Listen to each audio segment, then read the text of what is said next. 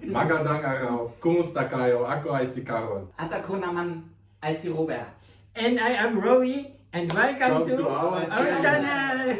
So yun, hindi ko alam kung anong mangyayari kay Carol. Magtatagalan yata siya sa ospital. So mga 3 weeks.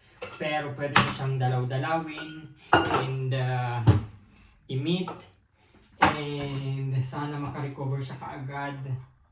And but for the meantime, hindi yun siya makikita ng everyday. Itatry namin kasi, itatry ko din kasi pwede naman siyang dalawin tapos pwede kayong mag-dinner o magkwentuhan. Pero hindi ko alam kung everyday ko siya madadalaw kasi nga, di ba, syempre may trabaho din ako.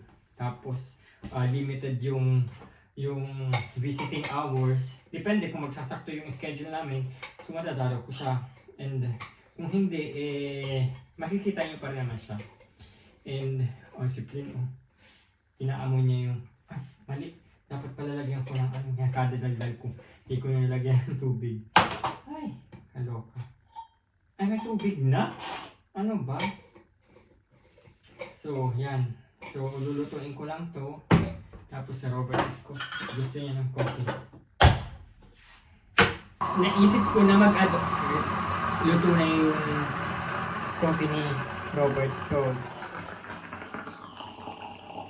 coffee niya yan. Tapos lalagyan ko lang ng konting milk. Tapos, ibigay ko na sa kanya. Alam mo, naisip ko, mag-adobo na lang. Sa halip na ipakain ko kay Flynn, aadobohin ko kasi ang tagal ko na hindi nakakain ng chicken liver. So, magtitira lang siguro ako ng isang piraso, enough for 1 meal niya. Tapos yung rest, aadobohin ko.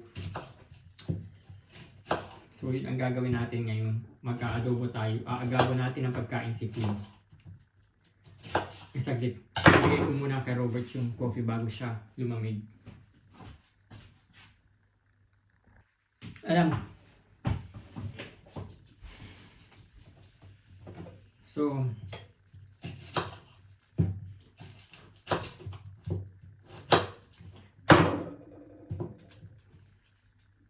So, anong tawag dun?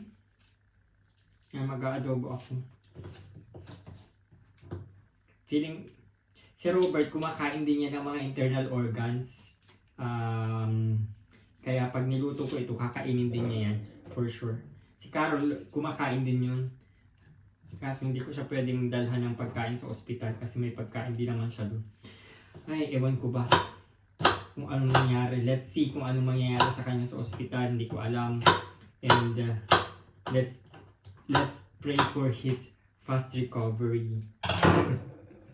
Fast recovery. Ay, nakakaloka ang buhay, ano? Nakakaloka.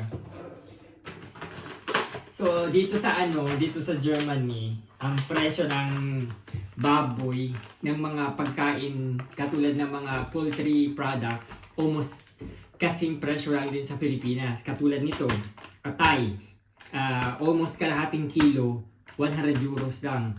Sa Pilipinas, mga ganun din. Naalala ko na umuwi ako sa Pilipinas 3 months ago. Ang isang kilo ng manok is 280. Dito ganun din. Isang kilo, siguro mga, almost ganun din. Ganun dito, almost ganun din. Ang presyo dito, may mahahanap ka isang kilo na around mga 300 pesos o 300 euros, 7 euros, mga ganun.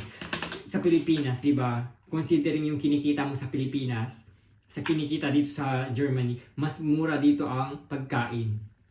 Hindi ko rin naiintindihan kung bakit, pero ganun talaga. Ewan ko ba bakit nagmahalan na dyan sa Pilipinas. Pero matagal naman ang mahal ang mga pagkain dyan sa Pilipinas. So, matagal na akong hindi nakakakain ng liver. Tingnan mo yung liver nila dito. Maputla. So, lutuin na natin. Ayan na natin ang sibuyas. At saka halu-haluin lang hanggang maluto. Ang dami ng sibuyas ko kasi mahilig ako sa sibuyas. Masarap yan kapag madaming sibuyas sa adobo. And then kapag luto na siya, yung ating onions at sibuyas, ilagay na natin. Wait lang, saglit. Oh my God. Kay clean yung kay clean.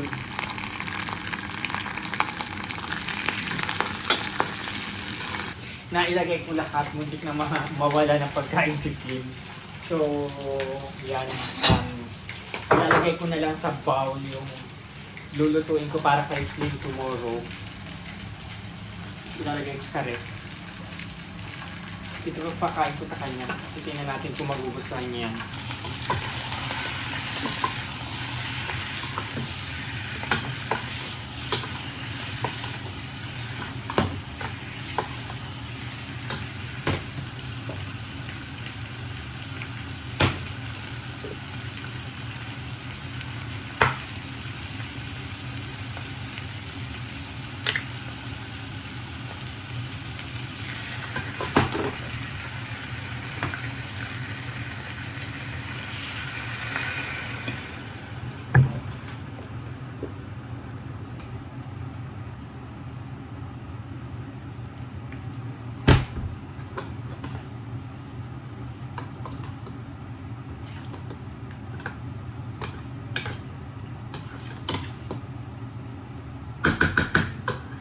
Alam nyo, napansin ko kay Flynn, allergy siya sa...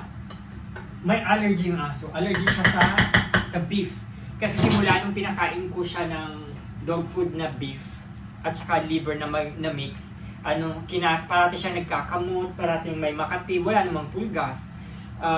Parati ko siyang parang kinukutuhan, wala naman akong nakikitang pulgas. Sabi ko, ba't siya nagkakamot parati kahit sa gabi? Tapos, sabi sa akin ng kaibigan ko, baka allergy sa pagkain kasi may yung kaibigan ko is meron ding dog. Sabi niya, baguhin ko yung pagkain. Tapos, 3 days ago, binaguhan ko siya ng pagkain. Hindi ko na pinapakain ng liver. Tapos, hindi na siya nagkakamot. Ang pinapakain ko na lang is, beef na walang liver, yung parang chicken. Tapos, hinahaluan ko ng itlog. Yun na, tapos wala na, hindi na siya nagkakamot. So, yun lang ang ating pagkain ni Flynn. So, yung pagkain niya ganito. So, Flynn, come here. Have your dinner na.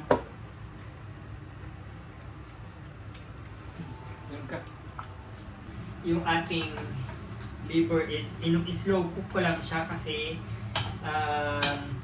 pag masyadong malakas yung apoy, nadudurog yung liver. Kaya konti-konti lang. Tapos siguro ang ginawa ko dapat is pinano ko siya, parang prinito, bago ko nilagyan ng toyo at suka. Nilagay ko na yung toyo at suka, raw pa siya. Pero doesn't matter. Okay lang yan, kakainin din yan.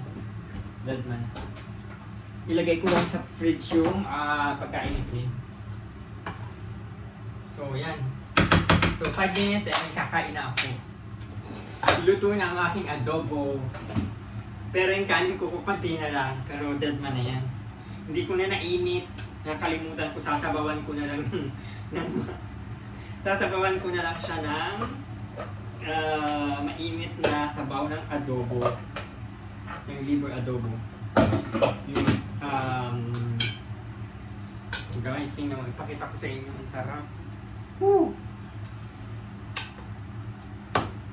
Tapos,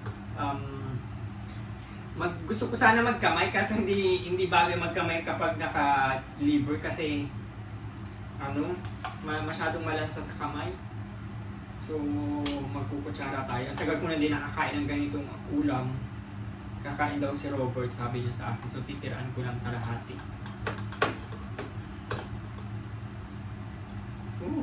Nahulog. Yan, ready to eat. Flynn, turn ko naman kumain. Umupo ka lang dyan. Anyway. Ay, ang cute nito. Napapansin niyo yung mga plato namin dito, may mga ganito. Ganito yung itsura niya. Pang restaurant ang style. Kasi, alam mo kung bakit. 'di ba maraming mga tinatapon yung mga kapitbahay namin dun sa harapan ng bahay. Meron kaming isang kapitbahay na may restaurant. Tapos nag-close dahil sa pandemic, nag-close yung restaurant niya. Tapos ang dami niyang tinapong mga cutleries, mga plates, mga baso. Tapos may nakita kami ni Robert na tinapon niya na isang kahon ng plato. Mga ganito, plato, baso, lahat. Tapos sabi ni Robert, pwede natin magamit niya. Tapos kinuha namin yung isang buong karton.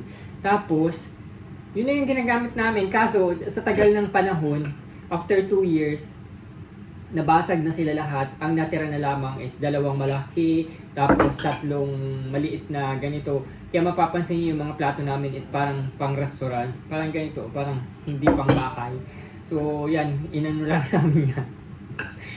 Pinulot lang namin. Sayang naman, di ba? Pwede naman magamit, hindi naman kami maarte. So, yun. Anyway, kakain muna ako guys. Titikman ko muna para sa inyo. Kung masarap pa ang niluto ko. Siyempre magsisinungaling ako sa sabihin kung masarap.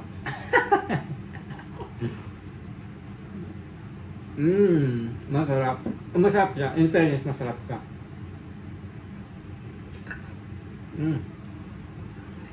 Masarap. Yun nga. Kakain muna ako. Thank you very much for watching and I hope na enjoy niyo yung vlog namin for today with Flynn.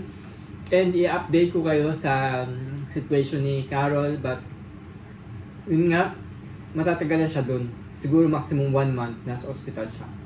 Kasi medyo sana wag namang masyadong serious yun. Parang napatawa pa ako. Sana wag namang masyadong serious yung nararamdaman niya. Ayoko kung ma-widow. Joke lang. Amen. Thank you very much for watching and I will see you again on my next adobo session. Bye!